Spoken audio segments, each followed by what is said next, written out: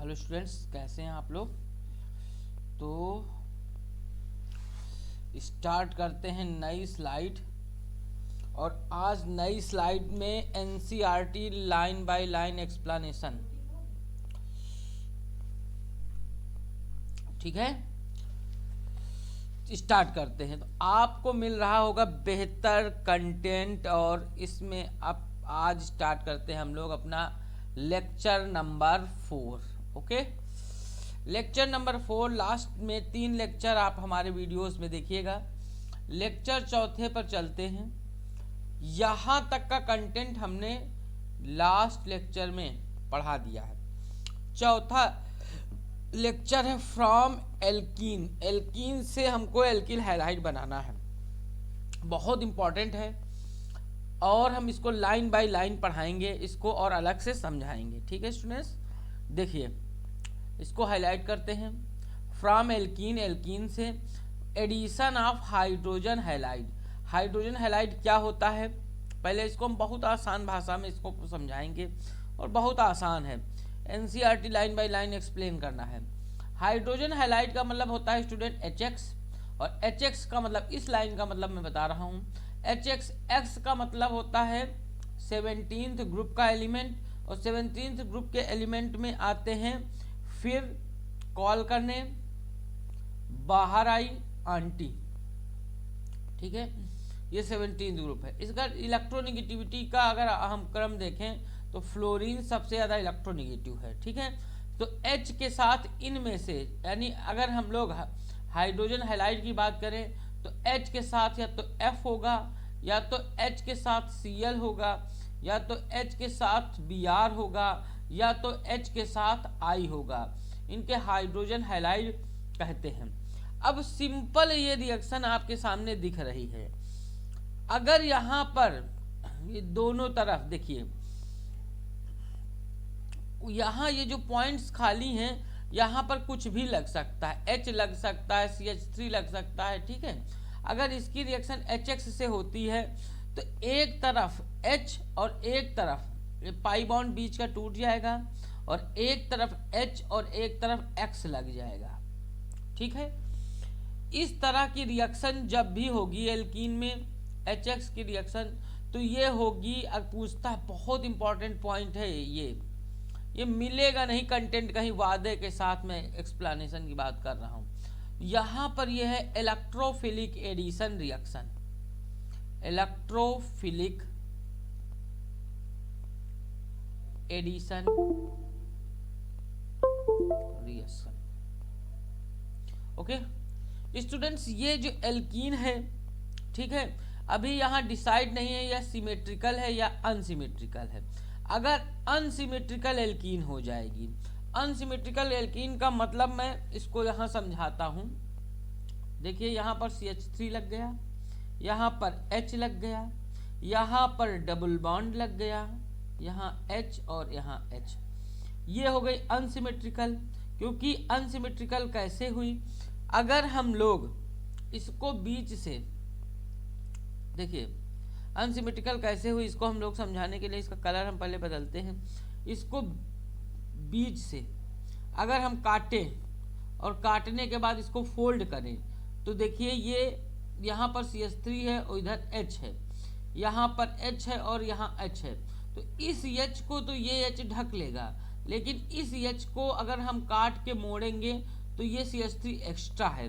तो जब ऐसा हो तो ये अनसिमेट्रिकल कहलाता है। कैसा कहलाता है? अनसिमेट्रिकल।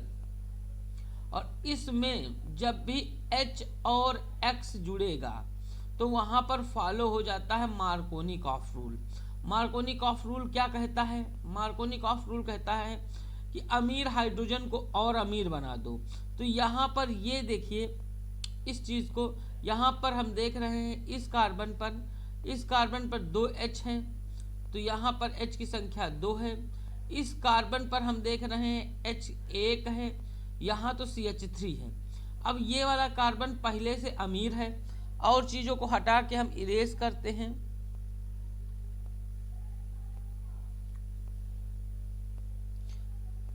इस रिएक्शन को हम फिर से यहाँ लिख के समझाते हैं। CH3, यहाँ H ताकि और समझ में आए। यहाँ H और यहाँ H, इसकी अगर HX से रिएक्शन करा देते हैं तो देखिए मैं बता रहा था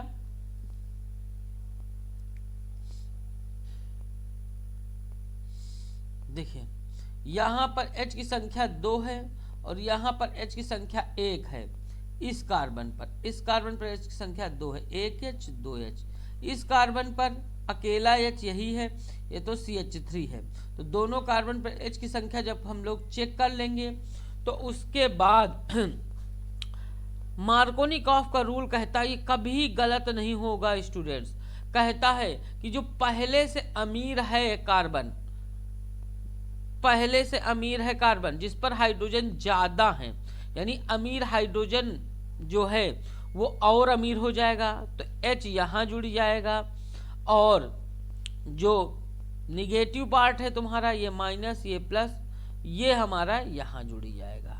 तो प्रोडक्ट अगर इसका हम लोग देखें तो क्या बनेगा, तो पहले क्वेश्चन लिख लेते हैं। CH3 यहाँ H, यहाँ पर H, यहाँ पर H, ये पहले से अमीर था तो एक H और लग गया और यहाँ X लग गया। तो इस तरह से अनसिमेट्रिकल एल्कीन में प्रोडक्ट बनता है और प्रोडक्ट बन जाता है by the rule of Markovnikov's rule. Okay, एक क्वेश्चन और मार्कोनिकॉफ का रूल का हम करते हैं अलग स्लाइड पे और अच्छे से समझने की कोशिश करते हैं। एग्जाम्पल सेकेंड, CH3, इधर हमने लगाया CH3, इधर हमने लगाया CH3 और इधर लगा दिया H। ओके स्टूडेंट्स, अब हो क्या रहा है, अब क्या हो रहा है, इसकी रिएक्शन हम लोग करा दे रहे हैं HBr से। पूरा NCERT को एक्सप्लेन कर रहे हैं हम लोग। यहाँ पर माइनस चार्ज है, यहाँ प्लस चार्ज है। अब रिएक्शन हरदम वही होगी जहाँ पर डबल बॉन्ड है, तो इन्हीं दोनों कार्बन पर रिएक्शन होगी। ठीक है, कोई दिक्कत नहीं। इस कार्बन पर अगर हम H की संख्या देखें तो 1 है, क्योंकि ये तो CH3 है, केवल यही H है। और इस कार्बन पर H की संख्या कोई नहीं है, इस कार्बन पर ये तो CH3 दोनों, तो H 0 है। यानी ये वाला कार्बन हाइड्रोजन के रिस्पेक्ट में, दृष्टि से अमीर है, तो इसको मार्कोनिकॉफ के हिसाब से और अमीर कर दीजिए और निगेटिव पार्ट दूसरे पर जोड़ दीजिए। तो इसका जो प्रोडक्ट बनेगा CH3, यहाँ पर भी CH3, यहाँ पर डबल बॉन्ड की जगह सिंगल बॉन्ड आ जाएगा। ठीक है, और यहाँ पर अमीर हाइड्रोजन और अमीर हो गया। देखिए 2 हाइड्रोजन जिसमें थे वो 3 हो गए, सॉरी यहाँ CH3 था। ठीक है, जहाँ पर 1 हाइड्रोजन था वहाँ 2 हो गया और अमीर हो गया, और यहाँ Br बन गया। तो ये बन गया प्रोडक्ट। याद रखिएगा किस तरह की रिएक्शन है, तो इलेक्ट्रोफिलिक एडिशन रिएक्शन है ये वाली।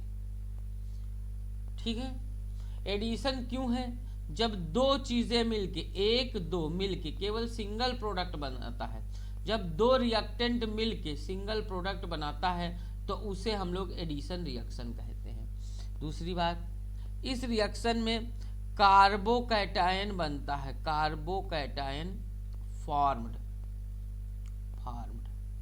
अगर आपसे पूछे कार्बोकैटायन कौन सा ज्यादा स्टेबल होता है स्टूडेंट्स, तो टर्सडी कार्बोकैटायन सबसे ज्यादा स्टेबल होता है। टर्सडी, फिर सेकेंडरी, फिर प्राइमरी। ठीक है, decreasing order of stability, decreasing tertiary carbocation, इसको कर लो कार्बोकैटायन। फिर इसको कह देंगे सेकेंडरी कार्बोकैटायन और इसको कह देंगे प्राइमरी कार्बोकैटायन।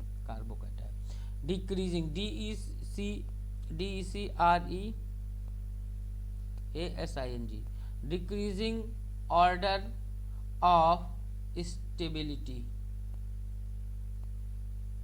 Of carbocation. इस तरह से स्टूडेंट्स हमने एनसीईआरटी का ये जो टॉपिक था, ये यहाँ से यहाँ तक का पार्ट इतना कवर कर लिया। ठीक है, अगर हम लोग यहाँ पर देखें, अब फिर से आगे चलते हैं। ठीक है, यहाँ से ये वाली लाइन हम लोग पढ़ते हैं। अगर propene yield 2 products, propene 2 product बनाएगा, however only 1 predominant as per Markovnikov rule. Propene जब रिएक्शन करेगा तो 2 प्रोडक्ट बनेंगे। कैसे 2 प्रोडक्ट बनते हैं? आई एक यहाँ लग जाएगा और एच यहाँ लग जाएगा, वही मार्कोनिकॉफ फॉलो कर रहा है। ठीक है, तो देखिए मार्कोनिकॉफ के हिसाब से आई कहाँ पर लग रहा है? मार्कोनिकॉफ के हिसाब से। ठीक है, एच अमीर पर और लग जाएगा। इसको थोड़ा सा देख लीजिए, पहले करेक्शन कर लेते हैं थोड़ा सा। ठीक है, ये वाला अमीर वाला है, इसमें 2 एच हैं, तो ये अमीर वाला इसी पर और लग जाएगा एच, और आई यहाँ लग जाएगा, यही इसका मेजर प्रोडक्ट होगा। ठीक है, तो देखिए जिसमें आई अंदर लगा हुआ है वो मेजर प्रोडक्ट है, और जिसमें आई बाहर लगा हुआ है वो माइनर प्रोडक्ट है। तो यहाँ पर लिखी हुई है, लैंग्वेज समझ लीजिए। Propene yield 2 product, propene 2 product देती है। However only 1 product, only 1 predominates as per Markovnikov rule. जो मार्कोनिकॉफ वाले रूल से प्रोडक्ट बनेगा वो ज़्यादा अच्छा बनेगा। स्टूडेंट जो भी हमको कोशिश थी बेस्ट से बेस्ट एक्सप्लेन किए हैं। अगर आपको अच्छा समझ में आया हो तो इसको सब्सक्राइब करिए, लाइक करिए, शेयर करिए। ओके, मिलते हैं नेक्स्ट वीडियो में। इसके आगे पूरी एनसीईआरटी आपको मिलेगी। No party, only NCERT. Thank you students.